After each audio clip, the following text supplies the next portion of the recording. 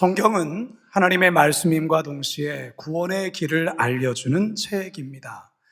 창세기부터 요한계시록까지 하나님의 구원 계획이 인간 역사 속에서 그리고 시대마다 어떻게 이루어지고 완성해 가는지를 우리에게 잘 보여주고 있습니다.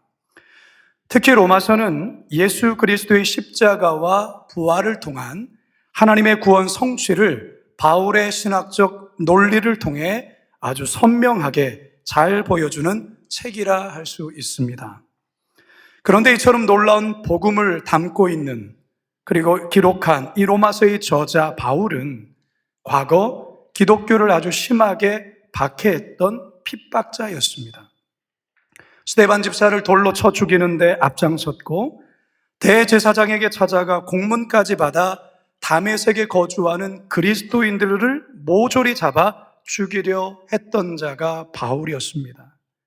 그런데 그가 다메섹 가는 도중에 빛으로 찾아오신 예수님을 만나게 되면서 그의 인생이 완전히 뒤집어지는 그런 일이 있게 되죠. 이후로 바울은 예수 그리스도의 복음에 사로잡힌 자로 평생을 복음 전도자로 살아가면서 로마 교회 성도들 향해 복음의 진수가 담긴 바로 이 로마서까지 기록하고 있는 것입니다. 어떻게 핍박자였던 그가 전도자로 바뀌게 되고 살기 등등했던 그가 사랑의 사도로 바뀔 수 있었을까요? 이렇게 될 거라 하나님이 아셨을까요? 네, 아셨습니다. 사실 하나님의 끈질긴 열심이 그를 이렇게 바꾸어 놓은 것입니다. 사랑하는 성도 여러분, 저와 여러분도 마찬가지 아니겠습니까? 가만히 생각해 보십시오. 어떻게 저와 여러분들이 이렇게 오늘 주일날 이렇게 예배당 안에 앉아서 하나님을 예배하고 있습니까? 사실 일요일이 되면 많은 사람들은 늦잠 자기를 원하고 또한 어디론가 놀러 가고 싶어 하고 특별히 우리 교회는 주차하기도 참으로 불편한데 그러한 교회에 나오셔서 하나님께 예배하고 봉사하고 섬기는 이 모습, 사실 우리의 열심처럼 보이기는 하나 돌아보면 하나님의 보이지 않은 손길이 여러분의 삶을 이 자리까지 인도해 오셨다라는 사실입니다. 그렇습니다. 하나님께서는 우리의 삶을 여기까지 인도하셨어요. 하나님의 열심이, 하나님의 선한 역사하심이 저와 여러분을 바로 여기까지, 이곳까지 인도해 오셨다라는 것입니다. 그렇다면 그 하나님께서는 앞으로의 우리의 삶 또한도 인도해 주실 줄로 믿습니다. 우리의 삶을 빚어가시고 하나님의 선한 뜻 가운데 이루어 가실 줄로 믿습니다. 바라기는 오늘의 말씀을 통해서 우리 모두가 그 하나님의 열심을 새롭게 발견하시고 또한 앞으로 우리의 인생을 또 어떻게 빚어가실지 기대하는 은혜의 시간 되기를 주님의 이름으로 축원합니다. 첫 번째 따라하겠습니다. 예수님의 인격과 삶을 닮아가게 하십니다. 기독교에서의 구원은 하나님의 아들이신 예수 그리스도를 구주로 믿고 고백하는 데서 출발합니다. 우리가 그동안 로마서를 공부를 통해서 하나님이 그의 아들이신 예수님을 속죄 제물로 십자가에 못 박아 죽게 하심으로 죄인인 우리를 은혜로 의롭다 칭해 주셨고 이제 우리는 믿음으로 구원을 얻게 되었다는 사실을 알게 되었습니다. 따라서 저와 여러분들이 예수님을 믿는 절대적인 이유는 바로 영혼 구원 때문이라는 것입니다. 그렇다면 예수를 믿고 구원을 받았다면 이제 우리는 모든 것을 다 이룬 거냐라는 겁니다. 다 성취한 거냐라는 겁니다. 아니라는 것이죠. 앞에서 신랑 신부가 결혼식을 마침과 동시에 이제는 부부로서 서로 살아가면서 그저 감정적인 사랑을 넘어 신뢰하는 사랑까지 도달해야 되는 것처럼 성도들 역시 구원을 받은 이후에 예수님과 함께 살아가면서 예수님의 인격과 예수님의 삶과 예수님의 언어를 닮아가야 한다는 것입니다. 바울이 오늘 본문을 통해서 이것을 이야기하고 있는 것입니다. 29절 상반절입니다. 시작. 그 아들의 형상을 본받게 하기 위하여 미리 정하셨으니. 바울은 구원받은 성도들을 가리켜서 하나님이 미리 하신 자들 이렇게 표현하고 있어요. 저는 이 표현이 얼마나 고맙고 감동적으로 다가오는지 몰라요. 저와 여러분이 어떤 자냐? 하나님이 미리 하신 자들이다, 그렇게 말하는 거예요. 자, 그런데 바울은 이처럼 하나님이 미리 하신 성도들에 대해 오래전부터 계획하시고 정한 게 있다라는 것입니다. 그게 뭐냐? 그 아들의 형상을 본받게 하는 것이다, 그렇게 말하고 있어요. 이 말의 의미는 무엇일까요? 세번역 성경에 이 동일한 본문 이렇게 번역하고 있습니다. 함께 읽습니다. 시작. 하나님께서는 미리 아신 사람들을 택하셔서 자기 아들의 형상과 같은 모습이 되도록 미리 정하셨습니다. 자, 개역개정 성경에서는 그 아들, 세번역에서는 자기 아들, 누구를 구체적으로 가리키는 거죠? 예수님을 가리키는 예수님. 그러니까 하나님의 계획 속에는 단지 저와 여러분이 죄 사함을 받아 구원을 얻는 것에만 있는 게 아니라 자기 아들의 형상과 같은 모습, 다시 말해 예수께서 우리에게 보여주셨던 선하고 인자하고 친절하고 죽기까지 하나님께 순종하셨던 그 예수님의 모습, 주님의 그 언어, 그것을 우리가 본받도록 이미 정해놓으셨다라는 것입니다. 에베소서에서는 사도 바울은 이와 비슷한 내용을 이렇게 설명을 하죠. 에베소서 4장 13절입니다. 시작. 하나님의 아들을 믿는 것과 아는 일에 하나가 되어 온전한 사람을 이루어 그리스도의 장성한 분량이 충만한 데까지 이르리니. 하나님을 아는 것과 믿는 것에 하나가 되어서 온전한 사람을 이루어서 그리스도의 장성한 분량에 충만한 데까지 이르라 말하고 있는 거예요. 하나님은 저와 여러분들이 그리스도의 장성한 분량에 충만한 데까지 이르기를 원하십니다. 예수님의 모습까지, 그분의 인격과 성품까지 자라기를 원하신다라는 거예요. 그것을 정하셨다라는 것이죠. 자, 그런데 여러분, 이게 쉽습니까? 쉽지 않죠. 이게 저절로 되지가 않아요. 우리의 노력만으로 되는 게 아니라는 거예요. 따라서 여기 하나님의 절대적인 도우심이 필요합니다. 감사하게도 오늘 본문에서 우리 하나님께서 이 일을 당신께서 이루어 가신다고 말씀하고 있어요. 그 아들의 형상에 이르도록 하나님께서 당신의 열심으로 우리를 그렇게 이루어 가실 것이라고 약속하고 있어요. 그 증거가 다름 아닌 29절 하반절에 기록하고 있습니다. 29절 하반절 시작. 맏아들이 되게 하려 하심이라. 이 구절이 굉장히 좀 어려운 구절이에요. 해석하기 쉽지 않은 구절인데요, 이것을 풀어보면 하나님께서 예수님을 큰 아들, 맏아들로 삼으시고 우리는 그의 형제로 삼아주셨다라는 것이죠. 그 이유는 우리가 맏아들인 예수님의 형상을 본받게 하기 위해서 그렇게 하셨다라고 말하는 거예요. 사랑하는 성도 여러분, 하나님께서 저와 여러분을 구원하셨습니다. 믿으십니까? 동시에 그분의 열심이 우리를 예수님의 인격과 삶을 닮아가게 하실 것입니다. 믿으십니까?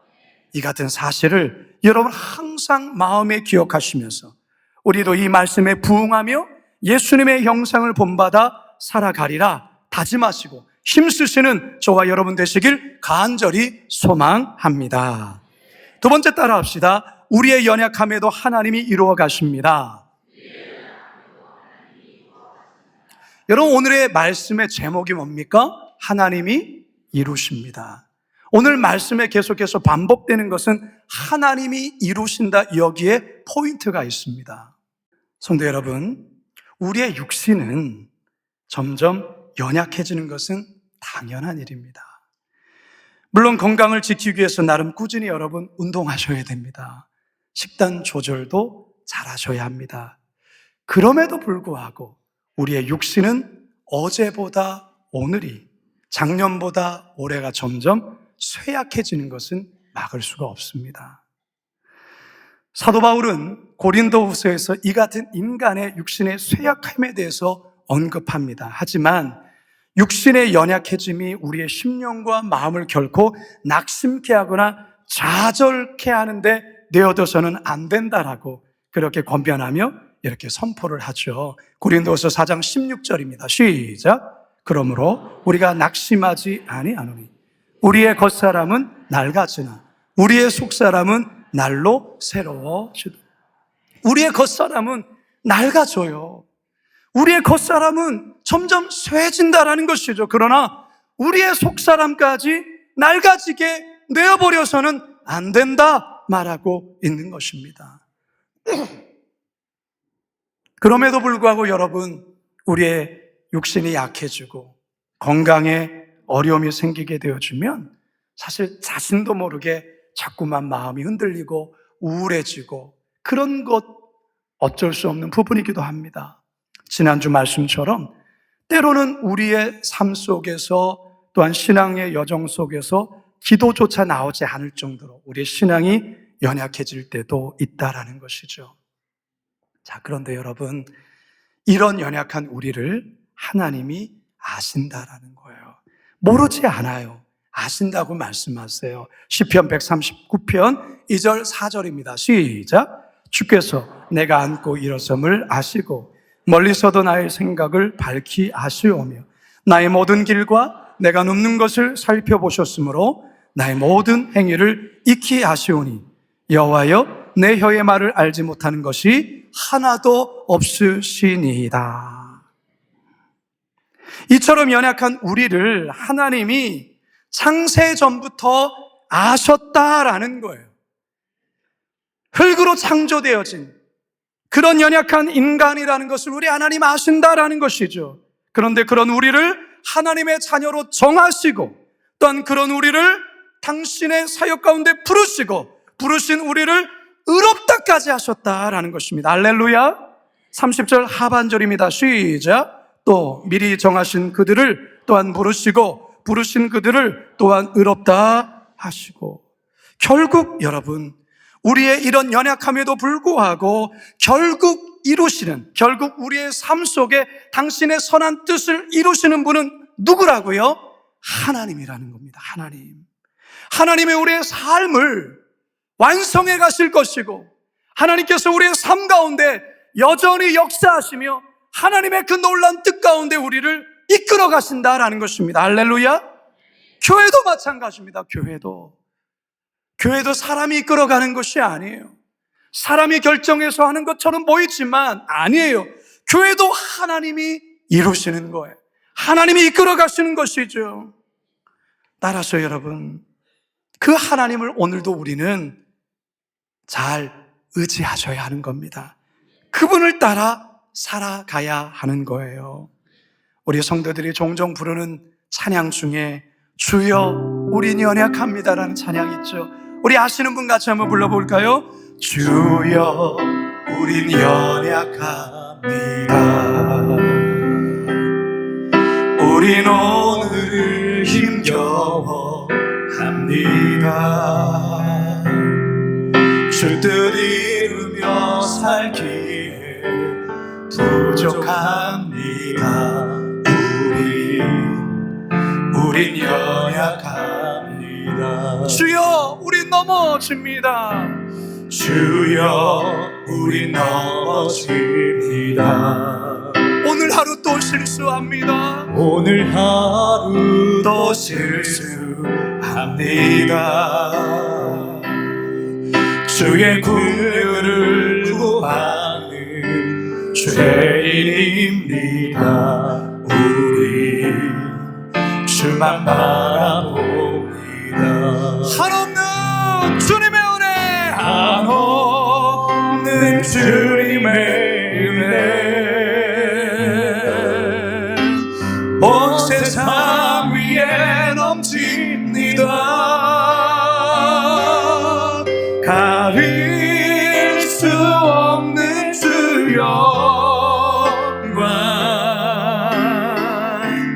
온 땅 위에 충만합니다. 주님만이 많이 길이오니 우린 그 길을 따라갑니다. 우린 그 길 따라갑니다. 그날에 우릴 이루실 주는 완전합니다. 할렐루야. 여전히 연약한 우리지만 하나님의 손이 계속해서 우리를 빚어가신다라는 거예요. 바라기는 먼지와 같이 연약한 존재임에도 불구하고, 때론 실수하고 넘어짐에도 불구하고 그런 우리를 아시고 우리를 정하시고 우리를 부르시고 우리를 의롭다까지 하신 그 하나님만 바라보며 믿음의 길을 온전히 걸어가시는 우리 모두가 되시길 주님의 이름으로 축원합니다. 마지막 세 번째 따라합시다. 결국 하나님이 우리를 영화롭게 하십니다. 다 같이 30절 본문 전체를 다시 한번 읽습니다. 시작. 또 미리 정하신 그들을 또한 부르시고 부르신 그들을 또한 의롭다 하시고 의롭다 하신 그들을 또한 영화롭게 하셨느니라. 하나님께서 우리들을 하나님의 자녀로 미리 정하시고 또한 부르시고 부르신 우리를 의롭다 하신 겁니다. 자, 그런데 하나님은 우리를 의롭다 하는 것에 멈추지 않아요. 결국 우리를 어떻게까지 하신다는 거냐? 바로 영화롭게까지 하신다라는 거예요. 그러니까 하나님의 구원의 최종 목적은 영화의 단계까지 있는 겁니다. 이 영화롭다, 과연 이렇게 구체적으로 무엇을 의미하는 걸까? 영화롭게 하다 번역한 헬라어 독사조는요, 영광을 주다, 영광스럽게 하다, 존귀하게 하다라는 뜻의 헬라어 단어예요. 다시 말해서 하나님께서 그의 백성들을 완전한 상태로 회복시키고 그들에게 영광을 주어 자신의 거룩한 형상에 동참하게 하는 것을 뜻하는 거예요. 그러니까 저와 여러분들이 이후에 부활의 몸을 입고 하나님의 임재 안에서 영원한 천국에서 살게 되는 상태를 나타내는 구원의 완성을 의미한다, 그 말인 것이죠. 자, 그러면 여러분 질문할게요. 이 영화롭게 되는 게 언제 있게 되는 일입니까? 과거입니까? 현재입니까? 미래입니까? 미래예요, 미래. 미래에 있게 될 일이에요. 지금 우리는 영화의 단계가 아니죠. 여전히 육신의 연약함이 있잖아요. 근데 이 영화의 단계는 미래 일인데, 자, 30절 본문을 보면 이 미래 시제로 쓰지 않아요. 영화롭게 하셨다, 과거 완료형을 쓰고 있어요. 아니, 미래에 있게 될 일을 왜 바울은 과거형으로 쓰고 있냐라는 것이죠. 바울이 잘못 쓴 걸까요? 아니에요. 그게 아니라 여기 바울의 의도가 담겨 있습니다. 바울은 미래에 있게 될 이 영화의 사건을 마치 이미 성취된 사건으로 쓰고 있어요. 이것은 하나님의 약속이 확실히 성취될 것에 대한 확신적 차원에서 강조하고 있다는 것입니다. 이 30절 이 본문 구절은요, 18절에서 시작된 그 내용에 계속되어진 이 내용이 30절에서 마치는 거예요. 30절은 18절부터 내려온 결론적인 구절에 해당되는데요. 18절이 어떤 내용이냐? 생각하건대 현재의 고난은 장차 우리에게 나타날 영광과 비교할 수 없도다. 이 말씀의 결론적인 구절이에요. 다시 말해서 장차 영화롭게 변화될 그 날이 분명하고도 확신하기 때문에 현재 고난에 처한 성도들은 끝까지 그 날을 바라보면서 인내하고 견디며 버티라고 바울은 이렇게 기록하고 있는 거예요. 근데 사실 영화롭게 변한다, 이게 우리에게는 좀 감이 안 와요. 이게 어떤 모습인지 상상이 잘 되지 않는데, 예수님께서 복음서에 보면 예수님께서 변화산에서 기도하시는 중에 변모한 사건이 나타납니다. 바로 이 모습에서 우리는 이후에 영화롭게 변화될 우리의 모습을 잠깐 엿볼 수가 있어요. 마가복음 9장 2절과 3절입니다. 시작. 엿새 후에 예수께서 베드로와 야고보와 요한을 데리시고 따로 높은 산에 올라가셨더니 그들 앞에서 변형되사 그 옷이 광채가 나며 세상에서 빨래하는 자가 그렇게 희귀할 수 없을 만큼 매우 희어졌더라. 이 예수님의 변화된 모습에 베드로가 그야말로 눈이 뒤집히죠. 너무 그 임재 앞에, 이 영화로운 이 모습 앞에 압도되어서 주여 우리가 여기 있는 게 좋사오니 초막셋을 짓되, 이런 말씀이 나오잖아요. 바로 이런 모습으로 우리들 또한 변화된다라는 겁니다. 여러분 믿으십니까? 제가 이제 말씀을 마치려 하는데요, 여러분 오늘 말씀을 통해서 여러분 절대 잊지 말아야 될 것이 있습니다. 그것은 여러분, 하나님이 결국 우리의 삶 속에, 우리의 모든 일 속에 결국 그분이 이루신다라는 겁니다. 여러분 자녀들도 마찬가지예요. 여러분 자녀들에 대한 하나님의 선한 계획과 뜻을 그분께서 이루십니다. 여러분 아직 믿지 않은 불신 부모님 계십니까? 여러분이 기도하신다면 하나님께서 여러분의 부모님을 향한 그 하나님의 계획과 뜻을 반드시 하나님의 때에 그분께서 이루실 것입니다. 따라서 지금 조금 실패했다고, 지금 삶이 어렵다고 여러분 좌절 속에 낙심해 있으면 안 됩니다. 최근에 수능 본 자녀들 생각처럼 잘 보지 못해서 본인도 많이 실망하고 부모님들도 실망하시는 분들도 있는 걸로 알고 있습니다. 여러분, 그거 인생에 뭔가를 좌우하는 거 아닙니다. 제가 살아보니까 그래요. 인생은 길게 봐야 되는 거예요. 그 시험이 자녀들의 인생의 모든 걸 결정하지 않습니다. 저도 삼수했거든요. 저도 대학 여러 번 떨어졌거든요. 네, 하나님께서 하나님의 열심으로 이렇게 이루시더라고요. 여러분 기대했던 일이 생각처럼 잘 풀리지 않아 마음이 상하십니까? 아무리 얼르고 타일러도 말 안 듣는 자녀 때문에 너무나도 마음이 괴롭습니까? 남편의 사업이 자꾸만 힘들어집니까? 그래서 불안하세요? 나빠진 건강 때문에 건강검진 결과 초조하게 여러분 기다리십니까? 이런 상황이 너무나도 힘들고 이런 상황이 너무나도 괴롭고, 그리고 그러한 모습 앞에 서 있는 자신의 모습 때문에 모습에 실망하십니까? 어쩌면 우리의 연약한 모습이죠. 그런데 여러분 기억하세요. 이런 연약한 모습을 우리 주님 아신다는 거예요. 그런데 그런 우리의 부족함에도 불구하고 하나님이 결국 우리의 인생 가운데 계획하신 그 선한 뜻을 그분이 이루어 가신다라는 것이죠.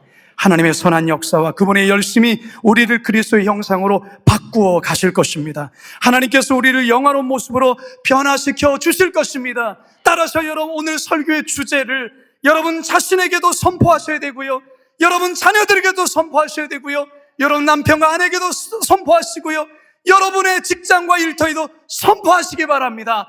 하나님이 이루어 주십니다. 하나님이 이루십니다. 바라기는 절대로 현실에 매몰되어 살지 마시고 연약함에 주저앉지 마시고 오늘 주신 말씀 잘 붙드시며 그날을 고대하며 소망 가운데 주뜻 이뤄가시는 우리 모두가 되시길 주님의 이름으로 축원합니다.